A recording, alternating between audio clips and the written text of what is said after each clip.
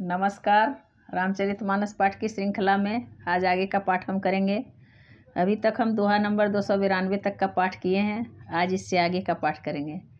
रामचंद्र जी को प्रणाम, रामचरितमानस को प्रणाम और वीर हनुमान जी को प्रणाम। हनुमान जी आकर विराजें और कथा श्रवण करें। आइए आगे का पाठ हम प्रारंभ करते हैं। सुनि सरोस भृगुनायक आए, बहुत भांति तिन्ह आँखि देखाए। देखी राम बलु निज धनु दिन्हा, करि बहु विनय गवनु बन किन्हा। धनुष टूटने की बात सुनकर परशुराम जी क्रोध भरे आए और उन्होंने बहुत प्रकार से आंखें दिखलाई। अंत में उन्होंने भी श्री रामचंद्र जी का बल देखकर उन्हें अपना धनुष दे दिया और बहुत प्रकार से विनती करके वन को गमन किया। राजन राम अतुल बल जैसे, तेज निधान लखनु पुनि तैसे।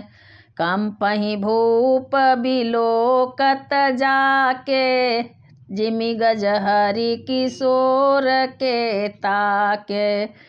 हे राजन, जैसे श्री रामचंद्र जी अतुलनीय बली हैं, वैसे ही तेज निधान फिर लक्ष्मण जी भी हैं, जिनके देखने मात्र से राजा लोग ऐसे कांप उठते थे जैसे हाथी सिंह के बच्चे के ताकने से कांप उठते हैं।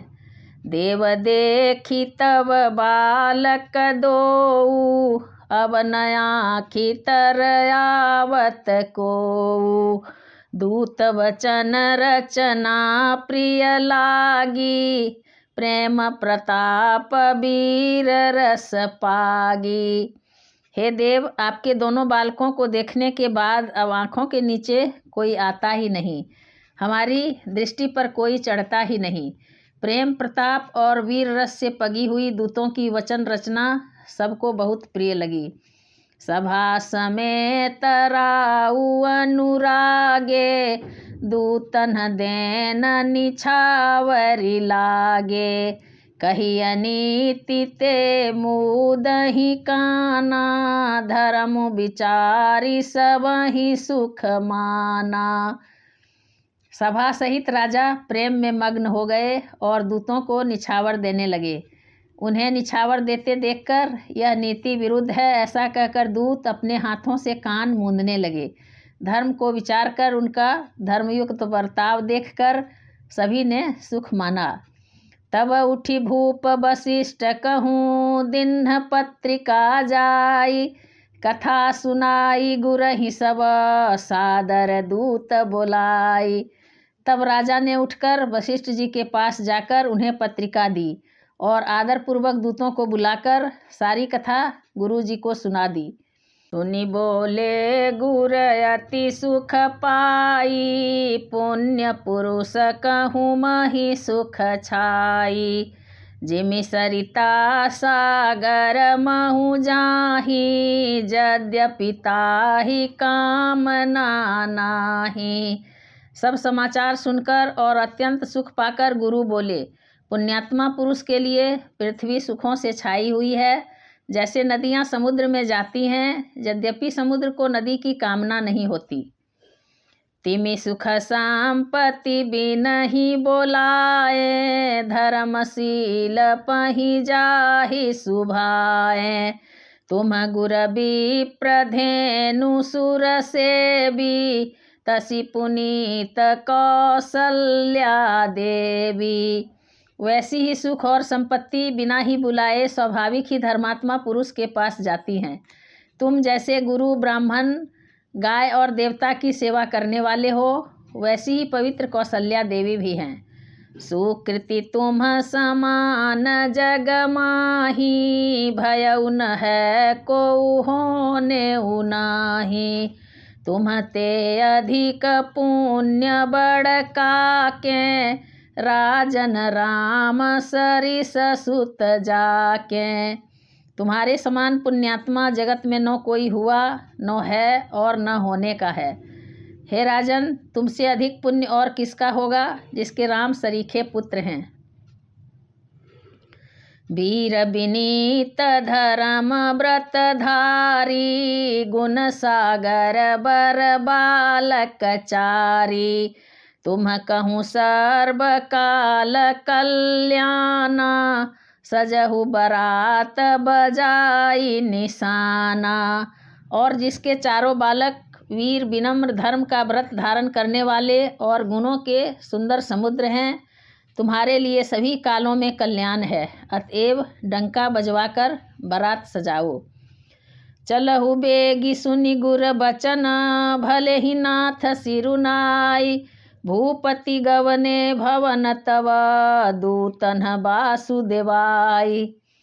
और जल्दी चलो, गुरुजी के ऐसे वचन सुनकर हे नाथ बहुत अच्छा कहकर और सिर नवाकर तथा दूतों को डेरा दिलवाकर राजा महल में गए। राजा सबुर निवास बोलाई जनक पत्रिका बाची सुनाई।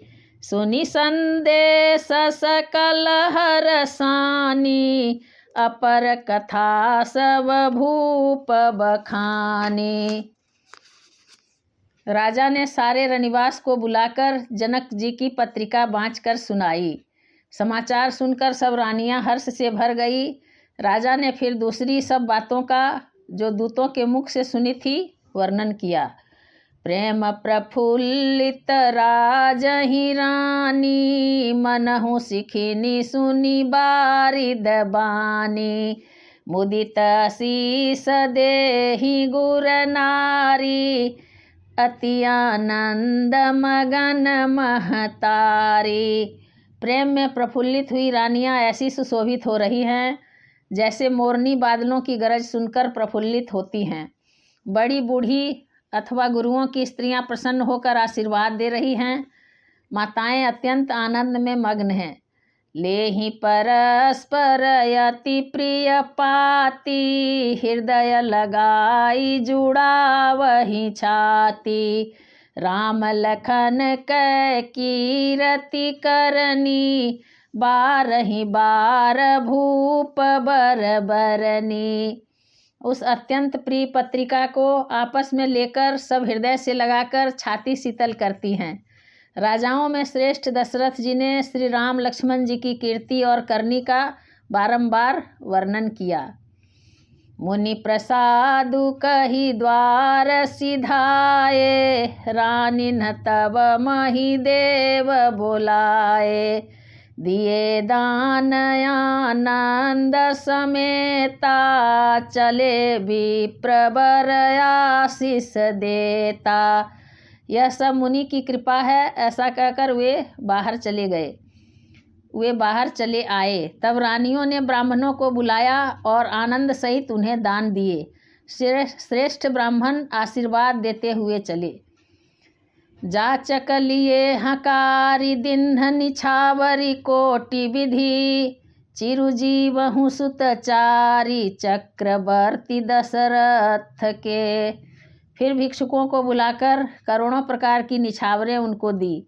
चक्रवर्ती महाराज दशरथ के चारों पुत्र चिरंजीवी हों। कहत चले पहिरे पटनाना हरसि हने गह गहे निशाना। समाचार सब लोगन पाए लागे घर घर होन बधाए। यों कहते हुए वे अनेक प्रकार के सुंदर वस्त्र पहन कर चले। आनंदित होकर नगाड़े वालों ने बड़े जोर से नगाड़ों पर चोट लगाई। सब लोगों ने जब यह समाचार पाया तब घर घर बधावे होने लगे। भुवन चारि दस भरा उछाहू जनक सुता रघुबीर बियाहू। सुनि शुभ कथा लोग अनुरागे मग गृह गली सवारन लागे। 14 लोकों में उत्साह भर गया कि जानकी जी और श्री रघुनाथ जी का विवाह होगा। यह शुभ समाचार पाकर लोग प्रेम मग्न हो गए और रास्ते घर तथा गलियां सजाने लगे। यद्यपि अवध सदैव सुहावनी, रामपुरी मंगलमय पावनी। तदपि प्रीति कै प्रीति सुहाई, मंगल रचना रची बनाई। यद्यपि अयोध्या सदा सुहावनी है, यद्यपि अयोध्या सदा सुहावनी है, क्योंकि वह श्री राम जी की मंगलमयी पवित्र पुरी है। तथापि प्रीति पर प्रीति होने से वह सुंदर मंगल रचना से सजाई गई। ध्वज पताक पट चामर चारु, छावा परम विचित्र बजारू। कनक कलश तोरण मणि जाला, हरद दूब दधि अक्षत माला। ध्वजा, पताका, पर्दे और सुंदर चमरों से सारा बाजार बहुत ही अनूठा छाया हुआ है।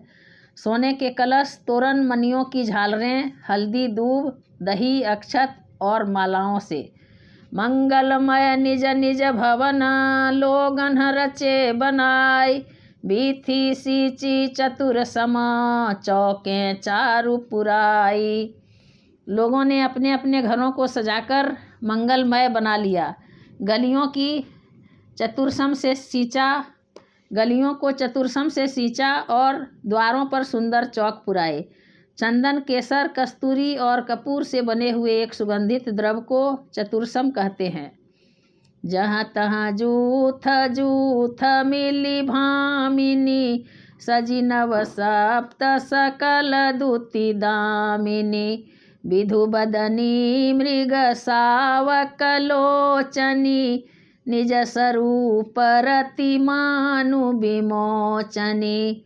बिजली किसी कांति वाली चंद्रमुखी, हरिण के बच्चे के से नेत्र वाली और अपने सुंदर रूप से कामदेव की स्त्री रति के अभिमान को छुड़ाने वाली सुहागिनी स्त्रियां सभी 16 श्रृंगार सजकर जहाँ तहाँ झुंड की झुंड मिलकर गावहीं मंगल मंजुल बानी, सुनि कलरव कल कंठिल जानी।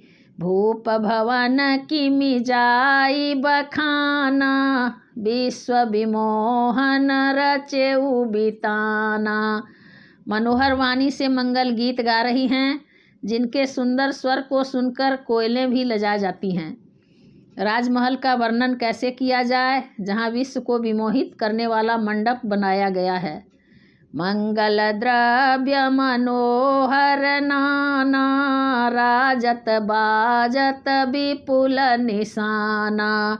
कतहु बिरिद बंदी उच्च रही, कतहु वेद धुनि भूसुर करही। अनेकों प्रकार के मनोहर मांगलिक पदार्थ शोभित हो रहे हैं और बहुत से नगाड़े बज रहे हैं। कहीं भाट बिरदावली का उच्चारण कर रहे हैं और कहीं ब्राह्मण वेद ध्वनि कर रहे हैं। गावहीं सुंदरी मंगल गीता, ले ले नाम राम अरु सीता। बहुत उछाहु भवनु अति थोरा, मानहु उमगी चला चहुओरा।